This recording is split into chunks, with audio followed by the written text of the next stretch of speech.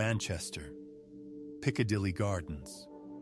A grey, drizzling, hopeless afternoon. A time when the very air seems saturated with weariness and quiet despair, and the sky presses down on the city with a leaden, indifferent weight. A time when shadows are longer and thicker than they should be, and every sound drowns in a general, apathetic melancholy. A man stood frozen in the middle of the sidewalk. Frozen not like a pensive passerby or a street performer, but like a geological artifact, immured in the flow of time. His body was bent into an unthinkable, agonizing, unnatural pose, as if an unseen sculptor had sadistically molded him into a monument to agony. His right arm was stretched forward, fingers contorted in a convulsive spasm, as if he were desperately trying to tear something vital from the very air, from the leaden English void. His head was thrown back so far that it seemed his cervical vertebrae would crack and crumble at any moment. His eyes, wide open, empty, stared into the leaden sky, seeing nothing. He was a living statue, an eerie, silent monument to the fall of man in the very heart of the civilized world.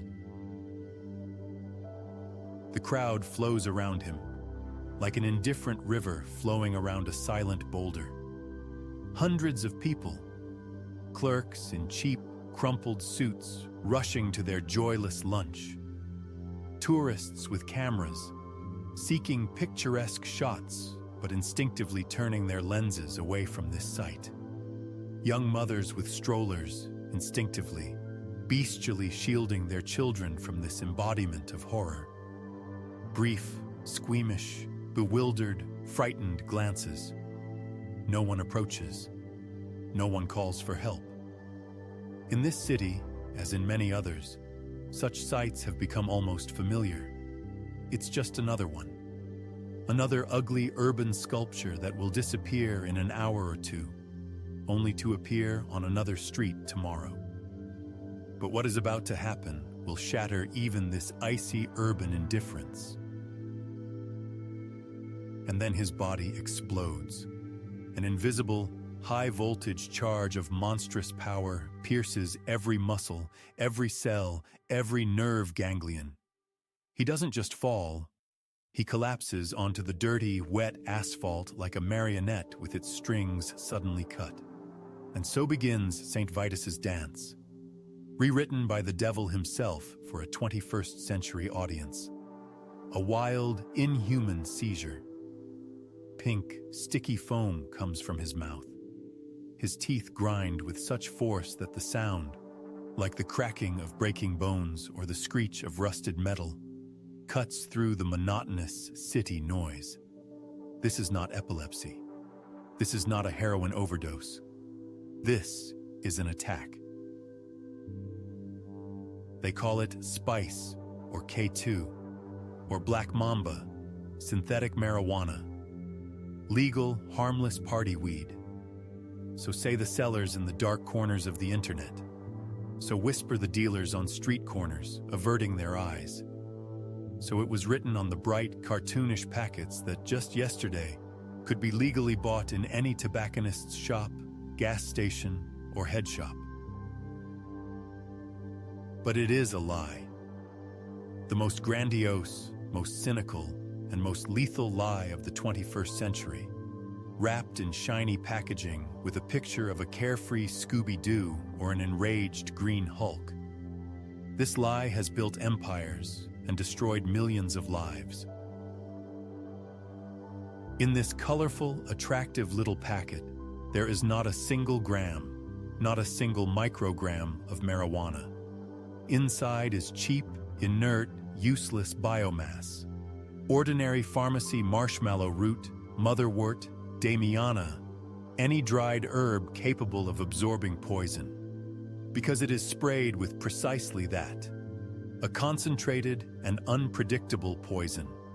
Synthetic cannabinoids, cooked up hastily in unsanitary conditions, without any oversight, in clandestine, rusty laboratories somewhere in the industrial zones of Guangdong, Shenzhen, or in abandoned collective farm hangars in Eastern Europe. The formula of this poison changes every week, every day, every hour.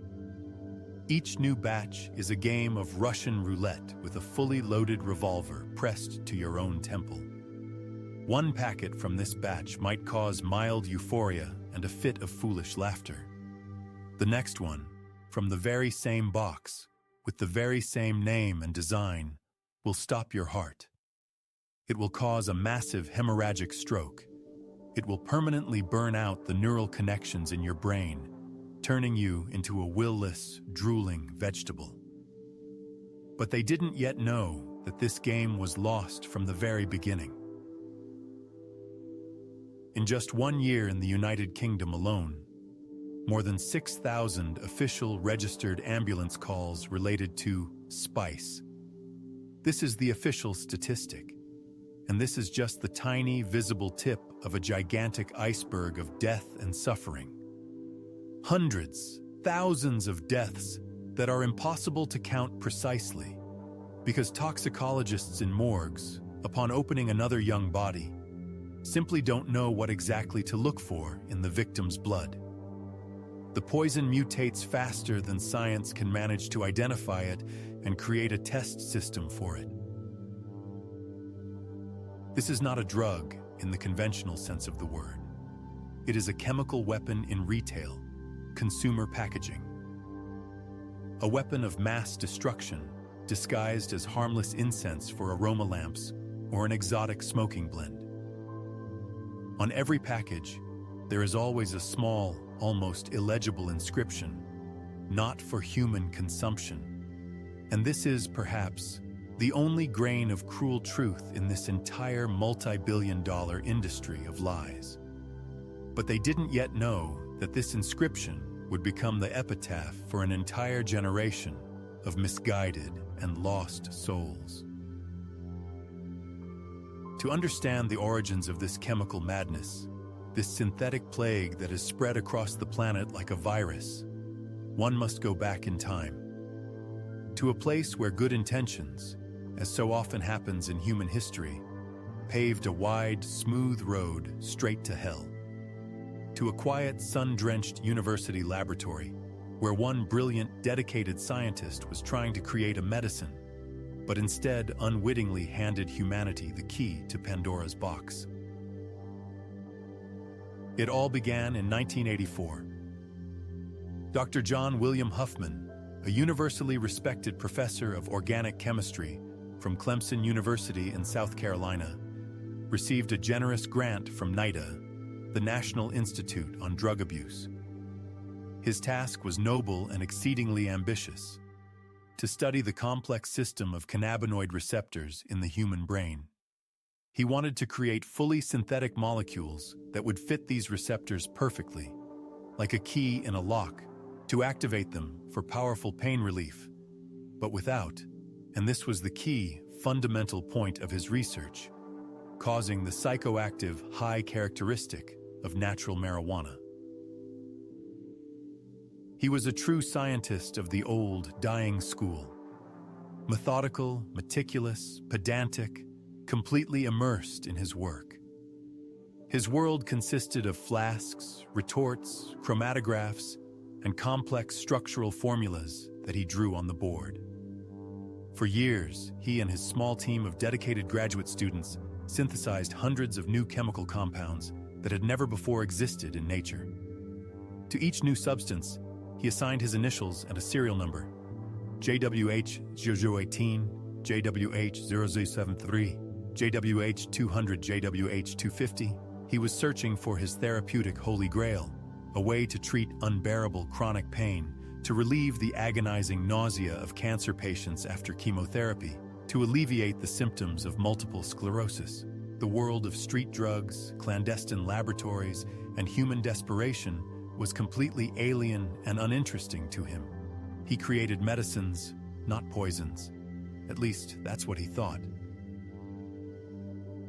His research, as is customary in the academic world, was completely open and transparent.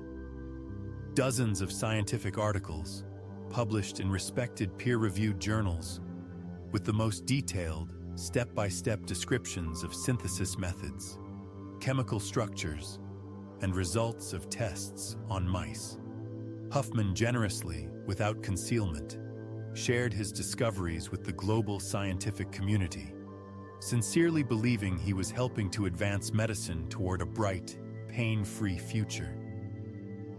He could not have imagined that his works, his formulas, his scientific brainchildren were being eagerly read for a completely different purpose by entirely different people. People for whom science was merely a set of tools for extracting bloody, cynical profit from human weakness and despair.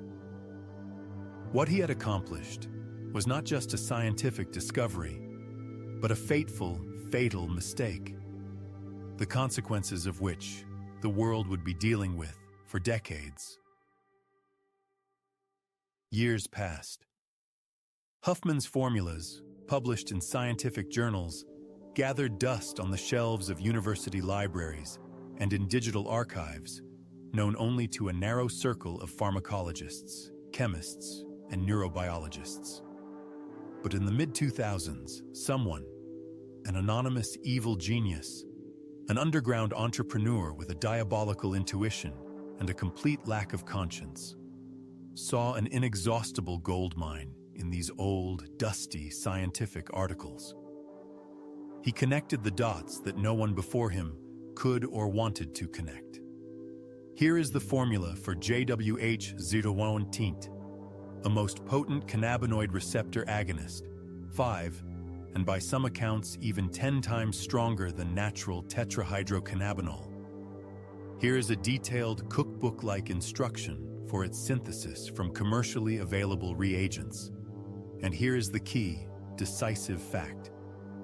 This substance was not on any list of banned drugs in any country in the world. The logic was simple, elegant, and deadly in its genius. If you take this formula, synthesize the powder in a cheap Asian laboratory where labor and chemicals cost pennies, and spray it onto any dry herb, you get a product that mimics the effect of expensive and illegal marijuana. But formally, legally, from the point of view of any law, it is not. Which means it is absolutely legal. It could be produced, imported, sold, and consumed without fear of the police. It was the perfect legal and chemical hack of the system. And so, the monster was born. The first batches appeared on the European market around 2004 under innocuous, exotic, and alluring names: Spice, K2, Yucatan Fire, Genie. They were sold completely openly through online stores and in so-called head shops, stores for fans of bongs, hookahs, and smoking accessories. The marketing strategy was flawless and meticulously planned. It was an herbal blend for meditation. It was an exotic incense. It was a fragrance for creating a relaxing atmosphere. The bright, attractive, almost childlike packaging promised legal euphoria, total relaxation, and unbridled fun without the slightest risk or legal trouble. But behind this shiny wrapper hid an abyss. Young people, students, clubbers, office workers tired of the routine. Everyone rushed to try the sensational new product. It was like a dream come true for an entire generation. A legal high that you could buy at the corner store or order for home delivery, like a pizza. No risks associated with the criminal world. No shady dealers in back alleys. No fear of a sudden police raid. It seemed to be a consumer revolution in the world of psychoactive substances. But very soon, this sweet, alluring dream turned into a sticky, suffocating, paranoid nightmare from which it was impossible to wake.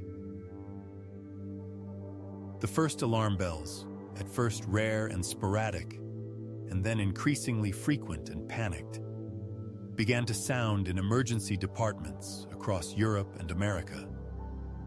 Emergency room doctors, who had seen it all in their time, encountered a phenomenon they had never seen before. Patients, mostly young people from 15 to 30 years old, were admitted in a state of extreme psychomotor agitation, with frantic tachycardia of up to 200 beats per minute, uncontrollable vomiting, monstrous, all-consuming paranoia, and vivid, terrifying hallucinations. They screamed that they were being chased by demons with burning eyes, that their insides were being devoured by an invisible fire, that the walls of the room were closing in to crush them. The doctors were in complete, absolute bewilderment. They followed standard protocol. They took blood and urine samples, ran routine tests for the most common drugs, and the results threw them into shock and disbelief. In the bodies of these thrashing, screaming people dying of terror, there was nothing. No tetrahydrocannabinol, no opiates, no amphetamines, no cocaine, no barbiturates. According to all existing tests, the patients were crystal sober, but their minds, their consciousness, were in a personal, man-made hell from which there was no escape. It was a chemical ghost that was killing people without leaving a trace. While doctors and toxicologists around the world desperately tried to understand what new chemical plague they were dealing with, the business of underground chemists flourished and expanded exponentially. As soon as a country, for example Germany or Austria, after long, excruciating bureaucratic procedures, finally added the specific substance JWH-018 to the list of banned substances, anonymous laboratories in China or Eastern Europe would react immediately. They would take Huffman's original formula and, like evil genius designers, change one atom, one molecular bond in it. A new, not yet banned synthetic cannabinoid would be born, JWH-073, and then JWH-250, AM-2201, UR-144, thousands of them. Each of them was completely legal right up until the moment it was banned again. It was an endless, grueling, foregone game of cat and mouse, in which legislators and law enforcement were always playing catch-up, several laps behind. Banning one specific chemical compound took months, if not years, of approvals, expert analyses, and parliamentary readings, creating a new one that circumvented this ban. A few days of a chemist's work and a couple of mouse clicks to order precursors. The manufacturers were always 10 steps ahead, flooding the market with ever newer poisons.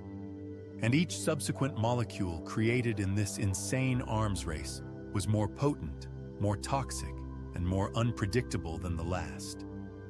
They didn't care about the consequences for the end consumer. They were only interested in profit and staying ahead of the law. What they had built was not just a shadow business. It was a global, highly efficient conveyor belt of death, operating 24 hours a day, 7 days a week. Imagine this clandestine laboratory somewhere in an industrial suburb of Shanghai or Guangzhou. This is not a sterile scientific facility from Hollywood movies. It is a dirty, stinking concrete shed with a leaking roof and a dirt floor. In huge, rusty vats and plastic buckets bought at the nearest construction market, chemical precursors are mixed. Barrels of acetone, canisters of toluene, sacks of nameless powders of unknown origin delivered by smugglers. Migrant workers, often without documents or rights, in cheap soaked-through paper respirators, or even with a dirty rag over their faces, cook this chemical sludge that makes their eyes water, their throats scratchy, and their heads spin. The air is saturated with poisonous, carcinogenic fumes that slowly but surely eat away at their lungs and brains. Here, the concepts of quality control, sterility, or precise dosages do not exist.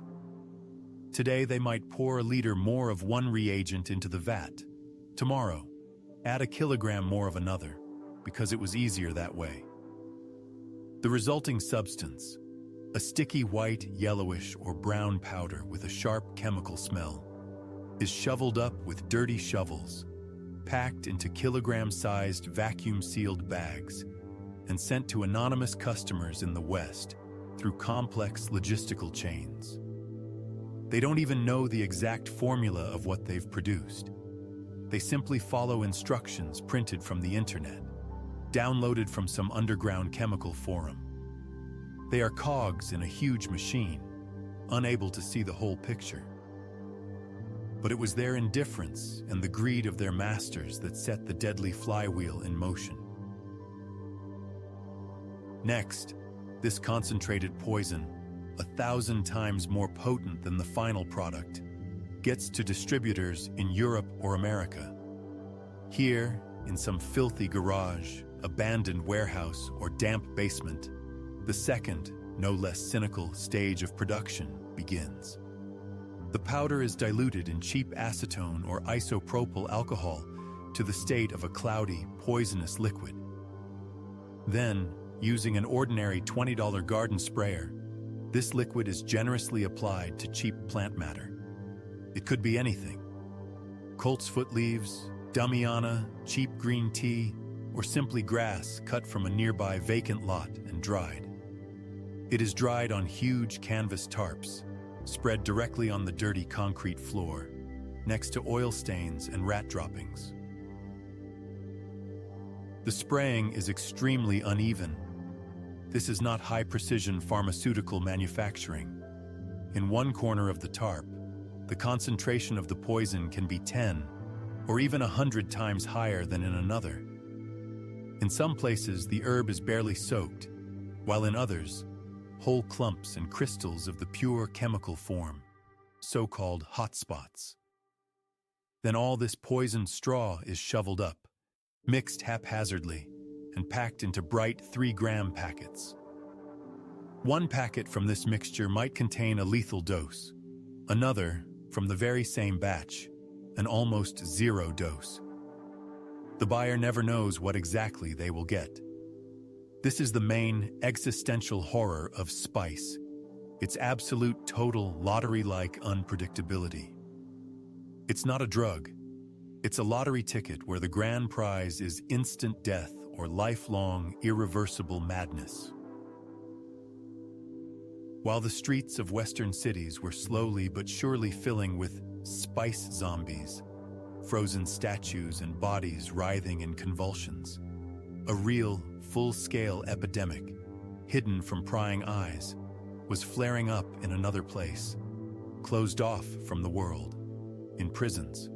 For millions of inmates around the world, spice became the perfect storm, a solution to all their problems and, simultaneously, a source of previously unseen horrors, turning the penitentiary system into hell on earth.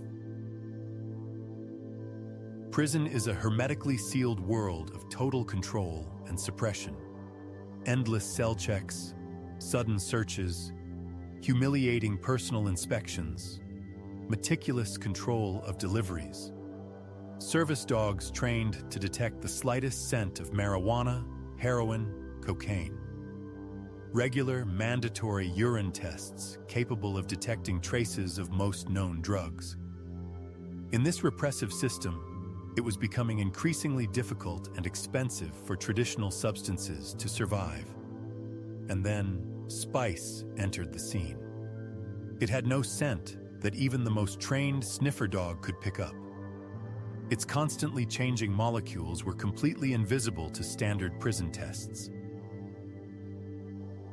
It was the perfect ghost drug, an invisible drug, capable of penetrating the thickest walls and the strictest regimes.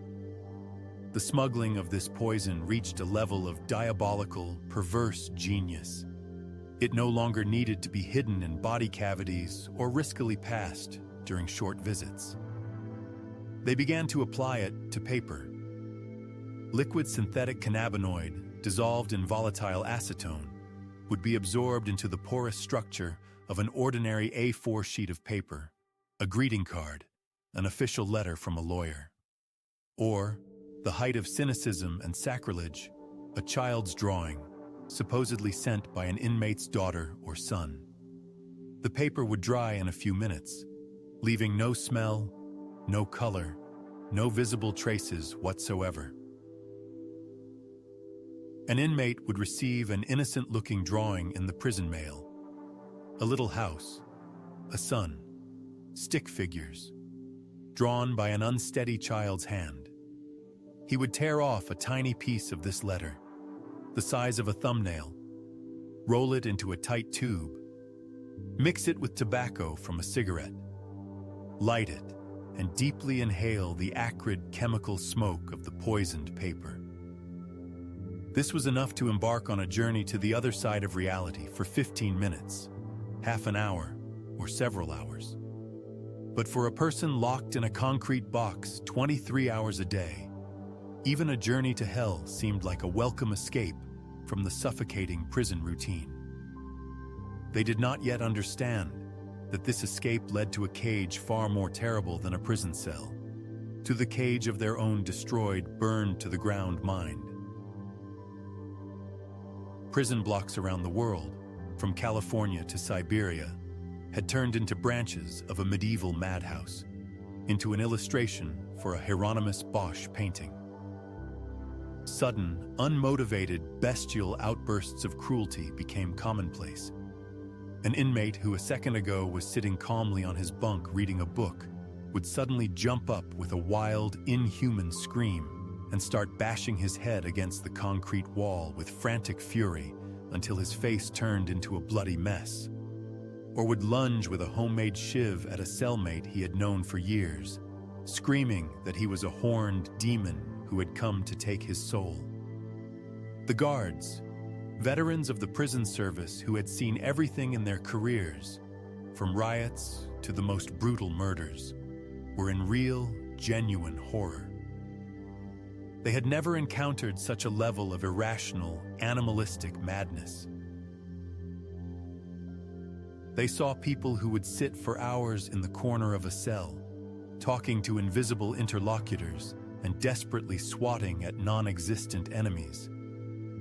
People who scratched their faces and hands to the bone, trying to rip off their skin, under which, they believed, swarmed hordes of hideous insects. They found inmates in their cells, frozen in grotesque, absurd poses, like those statues on the streets of Manchester, with glazed, unseeing eyes and pink foam on their lips. Sometimes they found them already cold. Cardiac arrest, respiratory arrest. In official reports, prison doctors wrote, "Death by natural causes." But everyone, from the lowest inmate to the prison warden, knew the true name of this natural cause. Spice was breaking not only the minds and lives of individuals, it was destroying the entire fragile ecosystem and the unwritten laws of the prison world, built up over decades. A new, monstrously scaled market emerged, based on debt, blackmail, and extreme violence. Debts for spice became the main cause of fights, stabbings, and murders in prisons worldwide. A single A4-sized sheet completely soaked in the poison, the so-called royal sheet or carpet, could be worth hundreds, even thousands of dollars on the prison black market, in the equivalent of cigarettes, food, or other prison valuables. People killed for it. Because of it, people were turned into sexual slaves, forced to work off their debt.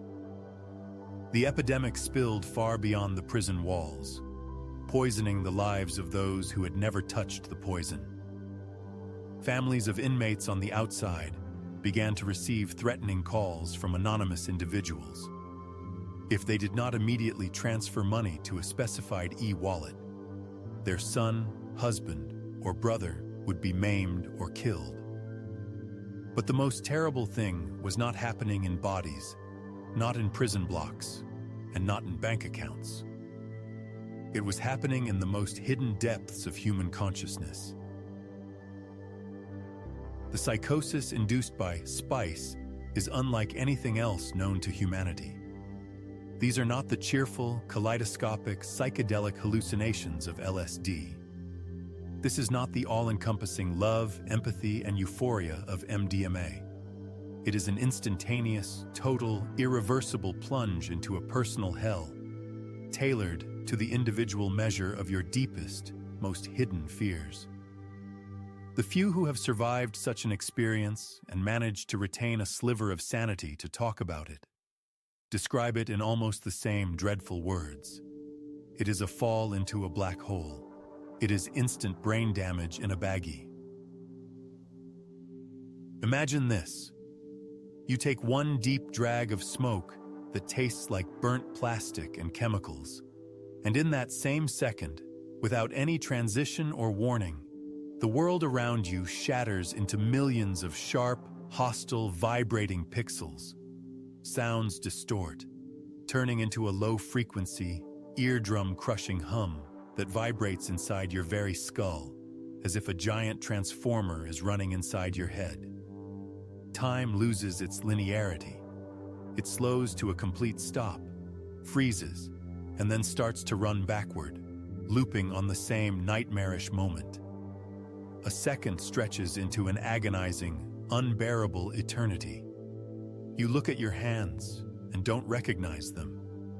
It seems to you that they belong to someone else, that they are made of gray, cold wax and are about to start melting, dripping in a formless mass onto the floor.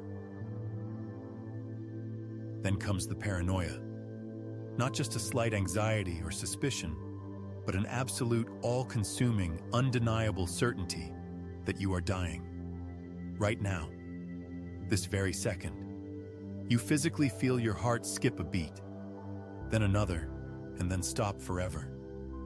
You try to take a breath, but your lungs feel as if they have turned to stone and filled with concrete. You are dead. You know this with the same unshakable certainty with which you know your own name. And the next thought that pierces your fragmenting brain is even more terrifying. I've died and gone to hell. And this hell is the room you are in, from which there is no escape. The walls begin to breathe, becoming covered in a pulsating, disgusting, organic slime.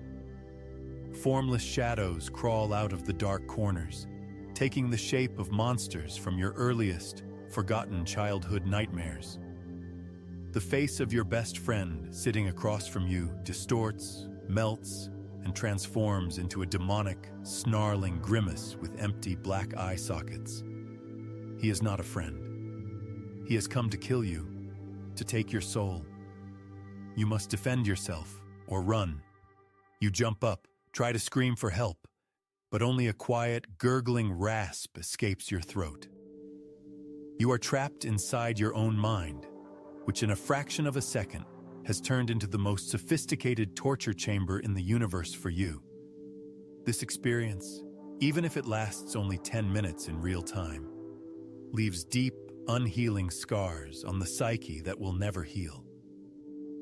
Many never return from this journey. Jake, 22 years old, a former construction worker from Brooklyn, a strong, tall, cheerful guy, the life of any party. He tried spice at a friend's party. He was told it was just legal weed, completely safe. He took 3 drags. He spent the next 8 hours writhing on the floor, screaming that he was being eaten alive by fire ants that were crawling out from under his skin and chewing their way out. When he was brought to the hospital, tied down with straps, he was absolutely convinced that the doctors were government agents in masks who wanted to extract a chip from his brain that had been implanted by aliens during an abduction. 2 years have passed. Jake no longer uses, but he suffers from severe panic attacks almost every day. Sometimes, while walking down a crowded street, he suddenly sees on the faces of random passers-by those same demonic, snarling grimaces from his first and last bad trip. He knows it's not real, But the chilling, animalistic terror is absolutely real. He is forever stuck in that room, in that 8-hour hell. Sarah, 34 years old, a mother of 2 from a small, depressed town in Ohio. She lost her job at a factory that closed down, couldn't pay her mortgage. She got hooked on spice because it was cheaper than food and allowed her to forget, to disconnect from her hopeless reality for a while. She started selling things from her house to buy another little bag with a cheerful cartoon picture on it.